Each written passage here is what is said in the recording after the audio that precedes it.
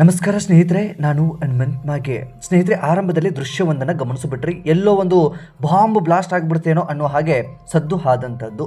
ಅದೇ ರೀತಿಯಾಗಿ ಒಂದಿಷ್ಟು ಹೊಗೆ ಅಂಥದ್ದೆಲ್ಲವೂ ಕೂಡ ನಿಮ್ಮ ಕಣ್ಣಿಗೆ ಕಾಣಿಸ್ಕೊಂಡಿರ್ತಕ್ಕಂಥದ್ದು. ಇದು ಯಾವುದೋ ಬಾಂಬ್ ಬ್ಲಾಸ್ಟ್ ಆದಂಥದ್ದಲ್ಲ, ಒಂದು ಸಿಲಿಂಡರ್ ಬ್ಲಾಸ್ಟ್ ಆದಂಥ ಕಾರಣದಿಂದಾಗಿ ಇಬ್ಬರು ಗಾಯಾಳುಗಳಾಗಿದ್ದಾರೆ.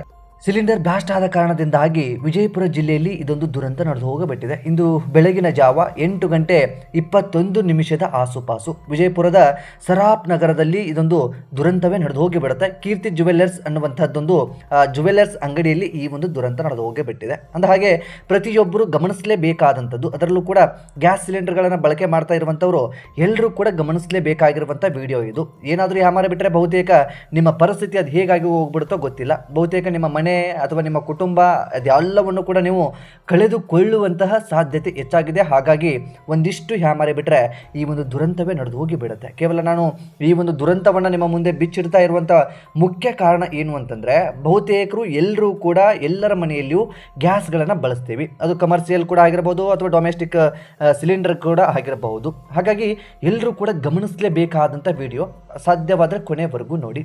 ನೀವೇನಾದರೂ ನಮ್ಮ ಚಾನಲ್ನ ಸಬ್ಸ್ಕ್ರೈಬ್ ಮಾಡಿಕೊಳ್ಳದೆ ವಿಡಿಯೋವನ್ನು ಗಮನಿಸ್ತಾ ಇದ್ದರೆ ಈ ಕೂಡಲೇ ಸಬ್ಸ್ಕ್ರೈಬ್ ಮಾಡಿ ಹಾಗೂ ಹೆಚ್ಚಿನ ವಿಡಿಯೋಗಳಿಗಾಗಿ ಬೆಲ್ ಐಕಾನ್ ಕೂಡ ಕ್ಲಿಕ್ ಮಾಡಿಕೊಳ್ಳಿ. ಸ್ನೇಹಿತರೆ, ನೇರವಾಗಿ ವಿಷಯಕ್ಕೆ ಬರೋದಾದರೆ 11ನೇ ದಿನಾಂಕ 5ನೇ ತಿಂಗಳು 2026ನೇ ಇಸ್ವಿ ಅಂತಂದರೆ ಇಂದು ಬೆಳಗಿನ ಜಾವ 8:21 ಆಸುಪಾಸಿನಲ್ಲಿ ವಿಜಯಪುರದ ಸರಾಪ್ ನಗರದಲ್ಲಿ ಇಂಥದ್ದೊಂದು ದುರಂತ ನಡೆದು ಹೋಗಿಬಿಡುತ್ತೆ. ಕೀರ್ತಿ ಜುವೆಲ್ಲರ್ಸ್ ಅನ್ನುವಂಥ ಒಂದು ಜುವೆಲ್ಲರ್ಸ್ ಅಂಗಡಿ ಇದೆ. ಇತ್ತೀಚೆಗೆ ಮನುಷ್ಯ ತುಂಬ ದುರಾಶೆಯನ್ನು ಪಡ್ತಾ ಇದ್ದಾನೆ ಅಂತ ಮೇಲ್ನೋಟಕ್ಕೆ ಗೊತ್ತಾಗಿ ಬಿಡುತ್ತೆ. ಅಲ್ಲಿ ಜುವೆಲ್ಲರ್ಸ್ ಅಂಗಡಿಯನ್ನು ಇಟ್ಟಿರ್ತಕ್ಕಂಥವನು ಬೇರೆ ಯಾವುದೋ ರಾಜ್ಯದಿಂದ ಬಂದಂಥವನು. ಬಹುತೇಕ ನಮ್ಮ ರಾಜ್ಯದಲ್ಲಿ ಬೇರೆ ರಾಜ್ಯಗಳಿಂದ ಬಂದು ಬಿಸ್ನೆಸ್ ಮಾಡುವಂಥವರ ಸಂಖ್ಯೆ ಹೆಚ್ಚಾಗೇ ಬಿಟ್ಟಿದೆ.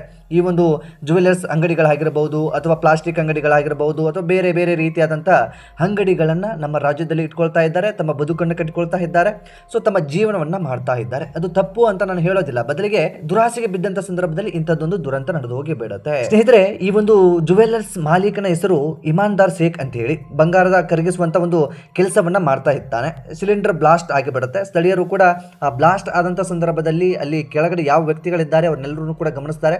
ಬಂಗಾರವನ್ನ ಕರಗಿಸೋದಕ್ಕೆ ಏನು ಹೋಗಿರ್ತಾರೋ ಅವರು ಒಂದಿಷ್ಟು ಸುಟ್ಟ ರೀತಿಯಲ್ಲಿ ಹೊರಗಡೆ ಬರ್ತಾರೆ. ಅಂತಂದ್ರೆ ಬಹುತೇಕ ಬದುಕಿದ್ದಾರೆ. ಮೇಲ್ನೋಟಕ್ಕೆ ಚರ್ಮ ಅಂತದೆಲ್ಲವೂ ಕೂಡ ಸುಟ್ಟು ಹೋಗಿದೆ. ಬಹುತೇಕ ಒಂಚೂರು ಪ್ರಾಣಾಪಾಯದಿಂದ ಪಾರಾಗಿದ್ದಾರೆ ಅಂತ ಹೇಳೋದಕ್ಕೂ ಕೂಡ ಆಗೋದಿಲ್ಲ. ಬದುಕ್ತಾ ಇದ್ದಾರೆ, ಓಡಾಡ್ತಾ ಇದ್ದಾರೆ ಅಥವಾ ಮಾತನಾಡ್ತಾ ಇರಬಹುದು. ಆದರೆ ಒಳಗಡೆ ಅದು ಏನೇನಾಗಿರುತ್ತೋ ಗೊತ್ತಿಲ್ಲಲ್ಲ. ಅದು ಆಸ್ಪತ್ರೆಗೆ ಹೋದಂಥ ಸಂದರ್ಭದಲ್ಲಿ ವೈದ್ಯಕೀಯ ತಪಾಸಣೆ ಆದ ಬಳಿಕವೇ ಅವರ ಸ್ಥಿತಿ ಹೇಗೆ ಅನ್ನುವಂಥದ್ದು ಸ್ಪಷ್ಟವಾಗಿ ಗೊತ್ತಾಗುತ್ತೆ. ಈಗ ಒಂದು ರೀತಿಯಲ್ಲಿ ಡೇಂಜರ್ ಝೋನಲ್ಲೇ ಇದ್ದಾರೆ ಅಂತಲೇ ಹೇಳ್ಬಹುದು. ಆ ಒಂದು ಹಕೀಮ್ ಮತ್ತು ವಿಜು ಅಂತೇಳಿ ಇಬ್ಬರು ಕಾರ್ಮಿಕರವರು ಆ ಒಂದು ಗ್ರೌಂಡ್ ಫ್ಲೋರಲ್ಲಿ ಕೆಲಸವನ್ನು ಮಾಡ್ತಾ ಇರ್ತಾರೆ. ಇನ್ನು ಈ ಒಂದು ಬಿಲ್ಡಿಂಗ್ ತ್ರಿಲೋಕ್ ಶಿರೂರ್ ಅನ್ನುವಂಥವರಿಗೆ ಸೇರಿರ್ತಕ್ಕಂಥದ್ದು. ನೋಡಿ, ಇಲ್ಲಿ ಈ ಬಿಲ್ಡಿಂಗ್ ಓನರ್ದು ಕೂಡ ತುಂಬ ದೊಡ್ಡ ತಪ್ಪು ಅಂತಲೇ ಹೇಳ್ಬೋದು. ಬಹುತೇಕ ಗ್ರೌಂಡ್ ಫ್ಲೋರ್ಗಳು ಇರುವಂಥ ಉದ್ದೇಶ ಏನು ಅಂತಂದರೆ, ಕಾರ್ಗಳನ್ನಾಗಲಿ ಅಥವಾ ಯಾವುದೇ ಒಂದು ವಾಹನಗಳಾಗಲಿ ಅವು ಎಲ್ಲವನ್ನು ಕೂಡ ಪಾರ್ಕಿಂಗ್ ಮಾಡೋದಕ್ಕೆ ಅಂತೇಳಿ. ಅದನ್ನು ಬಿಟ್ಟು ಮನುಷ್ಯ ದುರಾಸೆಗೆ ಅಥವಾ ಅತಿಹಾಸಿಗೆ ಬಿದ್ದಂಥ ಸಂದರ್ಭದಲ್ಲಿ ಅವುಗಳನ್ನು ಕೂಡ ಬಾಡಿಗೆ ಕೊಟ್ಟು ಬಿಡ್ತಾರೆ. ಈ ತ್ರಿಲೋಕ್ ಶಿರೂರ್ ಅವರು ಕೂಡ ಅದೇ ರೀತಿಯಾಗಿ ಈ ಒಂದು ಇಮಾಮ್ದಾರ್ ಶೇಖ್ಗೆ ಬಾಡಿಗೆಯನ್ನು ಕೊಟ್ಟು ಬಿಟ್ಟಿದ್ರು. ಅಲ್ಲಿ ಬಂಗಾರವನ್ನು ಕರಗಿಸುವಂಥ ಕೆಲಸ ಅಂಥದ್ದೆಲ್ಲವನ್ನು ಕೂಡ ಮಾಡ್ತಾ ಇದ್ರು. ಹಾಗಾಗಿ ಈಗ ತ್ರಿಲೋಕ್ ವಿರುದ್ಧವೂ ಕೂಡ ಅಂತಂದರೆ ಬಿಲ್ಡಿಂಗ್ ಓನರ್ ವಿರುದ್ಧವೂ ಕೂಡ ಪ್ರಕರಣ ದಾಖಲಾಗಿ ಬಿಟ್ಟಿದೆ. ಈತನು ಕೂಡ ತಪ್ಪಿತಸ್ಥ ಅನ್ನುವ ರೀತಿಯಲ್ಲಿ ಇದೀಗ ಸ್ಪಷ್ಟವಾಗಿ ಗೊತ್ತಾಗ್ತಾ ಇದೆ. ಆತನ ಮೇಲೆಯೂ ಕೂಡ FIR ಆಗಿದೆ. ಇಲ್ಲಿ ಬಂಗಾರ ಅಂಗಡಿಯ ಓನರ್ಗೂ ಮತ್ತು ಬಿಲ್ಡಿಂಗ್ ಓನರ್ ಇಬ್ಬರ ವಿರುದ್ಧವೂ ಕೂಡ FIR ದಾಖಲಾಗಿ ಬಿಟ್ಟಿದೆ. ಇನ್ನು ಮುಖ್ಯವಾಗಿ ನಾವೆಲ್ಲರೂ ಕೂಡ ಗಮನಿಸಲೇಬೇಕಾಗಿರುವಂಥದ್ದು ಡೊಮೆಸ್ಟಿಕ್ ಮತ್ತು ಕಮರ್ಷಿಯಲ್ ಗ್ಯಾಸ್ ವಿಚಾರಕ್ಕಾಗಿ. ಕಮರ್ಷಿಯಲ್ ಗ್ಯಾಸ್ಗಳನ್ನು ಬಹುತೇಕ ವೈಯಕ್ತಿಕ ಕೆಲಸಗಳಿಗೆ ಬಳಕೆ ಮಾಡ್ಬೋದು. ಆದರೆ ಡೊಮೆಸ್ಟಿಕ್ ಹಾಗಲ್ಲ, ಮನೆಯಲ್ಲಿ ಬಳಸೋದಕ್ಕೆ ಮಾತ್ರ, ಅಡುಗೆ ಮಾಡೋದಕ್ಕೆ ಆಗಿರ್ಬೋದು ಅಥವಾ ತಮ್ಮ ಮನೆಯ ಕೆಲಸಕ್ಕಾಗಿ ಮಾತ್ರ ಬಳಕೆ ಮಾಡಿಕೊಳ್ಬೇಕಾಗಿರುವಂಥದ್ದು. ಆದರೆ ಡೊಮೆಸ್ಟಿಕ್ ಗ್ಯಾಸ್ ಮತ್ತು ಕಮರ್ಷಿಯಲ್ ಗ್ಯಾಸ್ ಕೂಡ ಇಲ್ಲಿ ಪತ್ತೆ ಆಗಿರುವಂಥದ್ದು.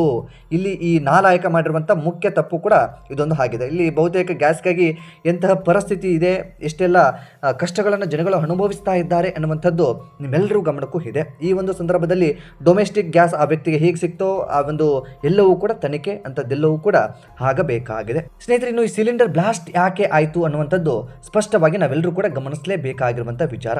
ಬಹುತೇಕ ಸಿಲಿಂಡರ್ ಏಕಾಏಕಿಯಾಗಿ ಬ್ಲಾಸ್ಟ್ ಆಗೋದಿಲ್ಲ, ಬದಲಿಗೆ ಗ್ಯಾಸ್ ಲೀಕ್ ಆದಂಥ ಸಂದರ್ಭದಲ್ಲಿ ಅಥವಾ ನೀವು ರಾತ್ರಿ, ನಿಮ್ಮೆಲ್ಲರಿಗೂ ಅರ್ಥ ಆಗಲಿ ಅನ್ನೋ ಕಾರಣಕ್ಕೆ ಹೇಳ್ತಾ ಇದ್ದೀನಿ, ರಾತ್ರಿ ನೀವು ಊಟ ಮಾಡಿ ಮಲಗ್ತಾ ಇದ್ದೀರಿ ಅಂತ ಅಂದ್ಕೊಳ್ಳಿ. ಒಂದು ವೇಳೆ ನೀವು ಸಿಲಿಂಡರ್ನ ಆಫ್ ಮಾಡಿಲ್ಲ ಅಂತಂದರೆ ಅಥವಾ ಏನಾದರೂ ಸಣ್ಣದಾಗಿ ಗ್ಯಾಸ್ನಲ್ಲಿ ಲೀಕ್ ಆಗ್ತಾ ಇತ್ತು ಅಂತಂದರೆ ಅದು ಬೆಳಗ್ಗೆ ಅಷ್ಟೊತ್ತಿಗೆ ಬಹುತೇಕ ಲೀಕ್ ಆಗಿ ಬಿಟ್ಟಿರುತ್ತೆ.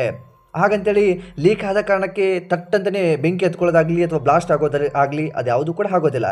ಬದಲಿಗೆ ನೀವು ಬೆಳಗಿನ ಜಾವ ಟೀನೋ ಕಾಫಿನೋ ಅಥವಾ ಇನ್ನೇನೋ ಮಾಡಬೇಕು ಅಂತ ಹೇಳಿ ಸಿಲಿಂಡರ್ನ ಆನ್ ಮಾಡಿ ಗ್ಯಾಸ್ಗೆ ಬೆಂಕಿಯನ್ನು ಕೊರೆಯೋದಕ್ಕೆ ಏನು ಪ್ರಾರಂಭಿಸ್ತೀರೋ ಆ ಸಂದರ್ಭಕ್ಕೆ ಏಕಾಏಕಿಯಾಗಿ ಬ್ಲಾಸ್ಟ್ ಆಗಿ ಬಿಡುತ್ತೆ. ಸ್ಪಷ್ಟವಾಗಿ ನಿಮಗೆ ಅರ್ಥ ಆಗಲಿ ಅನ್ನೋ ಕಾರಣಕ್ಕೆ ಈ ರೀತಿಯಾಗಿ ಹೇಳ್ತಾ ಇದ್ದೀನಿ. ಇಲ್ಲಿಯೂ ಕೂಡ ಅದೇ ರೀತಿ ಆಗಿರುವಂಥದ್ದು. ನಿನ್ನೆ ಕಾರ್ಮಿಕರು ಕೆಲಸ ಮುಗಿಸ್ಕೊಂಡು ಹೋಗಬೇಕಾದಂಥ ಸಂದರ್ಭದಲ್ಲಿ ಸಿಲಿಂಡರ್ನ ಸರಿಯಾಗಿ ಆಫ್ ಮಾಡ್ಕೊಂಡು ಹೋಗಿದ್ದಾರೋ ಇಲ್ವೋ ಗೊತ್ತಿಲ್ಲ, ಗ್ಯಾಸ್ನ ಲೀಕ್ ಆಗ್ತಾ ಇತ್ತು ಅಂತ ಕಾಣಿಸುತ್ತೆ. ಏಕಾಏಕಿಯಾಗಿ ಬೆಳಗ್ಗೆ 8 ಗಂಟೆಯ ಆಸುಪಾಸಿನಲ್ಲಿ ಇವರು ಕೆಲಸವನ್ನು ಮಾಡೋದಕ್ಕೆ ಯಥಾವತ್ತಾಗಿ ಮುಂದೆ ಹಾಕ್ತಾರೆ. ಅಲ್ಲಿ ಹೋದಂಥ ಸಂದರ್ಭದಲ್ಲಿ ಬೆಂಕಿಯನ್ನು ಹಚ್ಚೋದಕ್ಕೆ ಗ್ಯಾಸ್ಗೆ ಮುಂದೆ ಹಾಕ್ತಾರೆ. ಆ ಸಂದರ್ಭಕ್ಕೆ ಏಕಾಏಕಿಯಾಗಿ ಸಿಲಿಂಡರ್ ಬ್ಲಾಸ್ಟ್ ಆಗಿ ಬಿಡುತ್ತೆ. ಇಂಥದ್ದೊಂದು ದುರಂತ. ಈಗ ಈ ಒಂದು ದುರಂತದಲ್ಲಿ ಇಬ್ಬರು ಗಾಯಾಳುಗಳಾಗಿದ್ದಾರೆ. ಇಬ್ಬರು ಕೂಡ ವೆಸ್ಟ್ ಬೆಂಗಾಳಿಗಳು ಅಂತ ಹೇಳಲಾಗ್ತಾ ಇದೆ. ಕರ್ನಾಟಕದಲ್ಲಿ ಬಿಸ್ನೆಸ್ಗಳನ್ನು ಮಾಡ್ತಾ ಇದ್ದಾರೆ. ಇಲ್ಲಿನ ಎಲ್ಲವನ್ನು ಕೂಡ ದೋಚ್ಕೊಂಡು ಹೋಗ್ತಾ ಇದ್ದಾರೆ. ಆದರೆ ಏನು ವಿಪರ್ಯಾಸ ಅಂತಂದರೆ ಇಲ್ಲಿ ಬಂದಂತಹ ಸಂದರ್ಭದಲ್ಲಿ ಕೆಲಸವನ್ನು ಮಾಡೋದಷ್ಟೇ ಅಲ್ಲದೆ ಇಲ್ಲಿ ಆಸ್ತಿ ಪಾಸ್ತಿಗಳನ್ನು ಸಂಪಾದನೆ ಮಾಡ್ಕೊಳ್ಳೋದಷ್ಟೇ ಅಲ್ಲದೆ ಇಲ್ಲಿ ಸಾರ್ವಜನಿಕರಿಗೂ ಕೂಡ ತೊಂದರೆಗಳನ್ನು ಕೊಡ್ತಾ ಇದ್ದಾರೆ. ಕಮರ್ಷಿಯಲ್ ವಿಚಾರಕ್ಕೆ ಬಂದಂಥ ಸಂದರ್ಭದಲ್ಲಿ ಇವ್ರುಗಳು ತಮ್ಮ ಅತಿ ಆಸೆಗೆ ಏನು ಬೇಕಾದರೂ ಕೂಡ ಮಾಡೋದಕ್ಕೆ ಮುಂದಾಗ್ತಾರೆ ಅನ್ನೋದಕ್ಕೆ ಇದೊಂದು ಜೀವಂತ ಸಾಕ್ಷಿ. ಈ ಒಂದು ದುರಂತಕ್ಕೆ ಇಬ್ಬರು ಗಾಯಾಳುಗಳು ಕೂಡ ಆಗಿದ್ದಾರೆ. ಈಗ ಅವರ ಪರಿಸ್ಥಿತಿಯು ಕೂಡ ಚಿಂತಾಜನಕವಾಗಿದೆ. ಒಂದು ಕಡೆ ಈ ಗ್ರೌಂಡ್ ಫ್ಲೋರ್ ಅಥವಾ ಈ ಬಿಲ್ಡಿಂಗ್ ಓನರ್ ತ್ರಿಲೋಕ್ ಶಿರೂರ್ ಅವರು ಹೇಳುವ ಪ್ರಕಾರ ನಾನು ಬಾಡಿಗೆ ಕೊಟ್ಟಿದ್ದೆ, ಆದರೆ ಈ ರೀತಿಯಾಗಿ ಆಗುತ್ತೆ ಅಂತೇಳಿ ನನಗೂ ಕೂಡ ಗೊತ್ತಿರಲಿಲ್ಲ ಅಂತೇಳಿ ಸ್ಪಷ್ಟವಾಗಿ ಹೇಳಿಕೆಗಳನ್ನು ಕೊಟ್ಟಿದ್ದಾರೆ. ಇತ ಆಜು ಬಾಜು ಇರುವಂಥ ಬಿಲ್ಡಿಂಗ್ಗಳಿಗೂ ಕೂಡ ಇದೀಗ ಒಂದಿಷ್ಟು ಹಾನಿಯಾಗಿದೆ, ಒಂದಿಷ್ಟು ಸಮಸ್ಯೆ ಅಂತದೆಲ್ಲವೂ ಕೂಡ ಆಗಿದೆ. ಬಿಲ್ಡಿಂಗ್ಗಳು ಕೂಡ ಅಲ್ಲಿನ ಕಂಬಗಳು ಅಥವಾ ಈ ಒಂದು ಬಿಲ್ಡಿಂಗ್ ಕಟ್ಟಬೇಕಾದಂಥ ಸಂದರ್ಭದಲ್ಲಿ ಏನೇನೆಲ್ಲ ಕೆಲಸಗಳಾಗಿರುತ್ತೋ ಅವೆಲ್ಲವೂ ಕೂಡ ಇದೀಗ ಬೀಳುವ ಹಂತದಲ್ಲಿ ಕಾಣಿಸ್ತಾ ಇದ್ದಾವೆ. ಬ್ಲಾಸ್ಟ್ ಆದಂತಹ ಕಾರಣದಿಂದಾಗಿ ಎಲ್ಲವೂ ಕೂಡ ಬಿಲ್ಡಿಂಗ್ ಲೂಸ್ ಆಗಿಬಿಟ್ಟಿದೆ. ಅದನ್ನ ಡೆಮಾಲಿಷ್ ಮಾಡಲೇಬೇಕಾದಂಥ ಅನಿವಾರ್ಯತೆ ಇದೀಗ ಈ ಒಂದು ಬಿಲ್ಡಿಂಗ್ ಓನರ್ಗೂ ಕೂಡ ಬಂದು ಬಿಟ್ಟಿದೆ. ಒಟ್ಟಾರೆಯಾಗಿ ಇಂಥದ್ದೊಂದು ದುರಂತ ವಿಜಯಪುರ ಜಿಲ್ಲೆಯಲ್ಲಿ ನಡೆದು ಹೋಗಿಬಿಟ್ಟಿದೆ. ಈ ಒಂದು ಘಟನೆಯಿಂದ ನಾವೆಲ್ಲರೂ ಕೂಡ ಅರ್ಥ ಮಾಡಿಕೊಳ್ಬೇಕಾಗಿರುವಂಥದ್ದು ಏನು ಅಂತಂದ್ರೆ, ಗ್ಯಾಸ್ ಅನ್ನ ಆಗಲಿ ಅಥವಾ ಸಿಲಿಂಡರ್ನ ಬಳಕೆ ಮಾಡಬೇಕಾದಂಥ ಸಂದರ್ಭದಲ್ಲಿ ಎಚ್ಚರಿಕೆಯಿಂದ ಬಳಕೆ ಮಾಡಬೇಕಾಗತ್ತೆ. ಒಂದು ವೇಳೆ ಗ್ಯಾಸ್ನ ಲೀಕ್ ಆಗ್ತಾ ಇರುವಂಥ ವಾಸನೆ ಅಂತದ್ದು ಏನಾದರೂ ಬರ್ತಾ ಇದ್ರೆ ಬಹುತೇಕ ನೀವು ಗ್ಯಾಸ್ ವಿಚಾರಕ್ಕೆ ಆ ದಿನ ಹೋಗೋದು ಬಿಟ್ಟು ಬಿಟ್ಟರೂ ಕೂಡ ಒಂದು ಒಳ್ಳೆಯದು. ಅದಕ್ಕೆ ಸಂಬಂಧಪಟ್ಟ ಹಾಗೆ ಸುರಕ್ಷತೆಗೆ ಏನೆಲ್ಲ ಮಾಡಿಕೊಳ್ಳೋದಕ್ಕೆ ಸಾಧ್ಯನೋ ಅದನ್ನು ಮಾಡಿಕೊಳ್ಳೋದಕ್ಕೆ ಮುಂದಾದಂಥ ಸಂದರ್ಭದಲ್ಲಿ ಯಾವುದೇ ಹಾನಿಗಳು ಆಗೋದಿಲ್ಲ ಅಥವಾ ಯಾವುದೇ ಒಂದು ಇಂತಹ ದುರಂತ ನಡೆಯೋದಿಲ್ಲ. ಸ್ನೇಹಿತರೆ, ಈ ಒಂದು ದುರಂತದ ಕುರಿತಾಗಿ ನಿಮ್ಮ ಪ್ರಕಾರ ಯಾರ್ದು ತಪ್ಪಿರಬಹುದು ಅಥವಾ ನಿಮ್ಮ ಅನಿಸಿಕೆ ಏನು ಎಂಬುದನ್ನು ಕಾಮೆಂಟ್ ಬಾಕ್ಸಲ್ಲಿ ಮೆನ್ಷನ್ ಮಾಡಿ. ಸಾಧ್ಯವಾದರೆ ಈ ಒಂದು ವಿಡಿಯೋನ ನಿಮ್ಮ ಸ್ನೇಹಿತರಿಗೂ ಕೂಡ ಶೇರ್ ಮಾಡಿ. ಚಾನಲ್ನ ಸಬ್ಸ್ಕ್ರೈಬ್ ಮಾಡಿಕೊಳ್ಳದೆ ವಿಡಿಯೋವನ್ನು ಗಮನಿಸಿದ್ರೆ ಈ ಕೂಡಲೇ ಸಬ್ಸ್ಕ್ರೈಬ್ ಮಾಡಿ ಹಾಗೂ ಬೆಲ್ ಐಕನ್ ಕೂಡ ಕ್ಲಿಕ್ ಮಾಡಿಕೊಳ್ಳಿ. ಮತ್ತೆ ಮುಂದಿನ ವಿಡಿಯೋದಲ್ಲಿ ಸಿಗೋಣ. ನಮಸ್ಕಾರ.